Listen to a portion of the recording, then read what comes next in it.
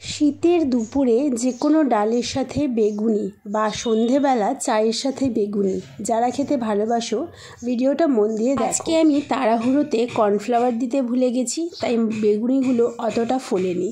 তোমরা এর মধ্যে একটু কর্নফ্লাওয়ার অ্যাড করে দেবে, বেসন দেবে 1 কাপ, তারপরে 2 চামচ চালের গুঁড়ো দেবে, 2 চামচ কর্নফ্লাওয়ার দেবে, নুন, হলুদ, কাশ্মীর রেড চিলি পাউডার আর একটু খাবার সোডা দিয়ে ভালো করে একটা মোটা ব্যাটার তৈরি করে নেবে। আর এদিকে পাতলা পাতলা করে কেটে নেবে বেগুন। এখন তো শীতকালের বেগুন ভীষণ ভালো, সেটাকে অল্প পরিমাণে নুন দিয়ে মাখিয়ে 5 মিনিট রেখে দেওয়ার পরে তারপরে এই যে ব্যাটারে চুবাবে আর গরম তেলে ছেড়ে দেবে, তাহলে কিন্তু একদম ফুলকো ফুলকো বেগুনি রেডি। আমার আজকে বেগুনিগুলো ফোলেনি, তার কারণ হচ্ছে আমার পরিমাণটা আজকে সব কিছুর পরিমাণটা একটু গন্ডগোল হয়ে গেছে। তবে মাছের মাথা দিয়ে মুগ ডালের সাথে এই বেগুনিটা কিন্তু দারুণ লেগেছিল গতকাল।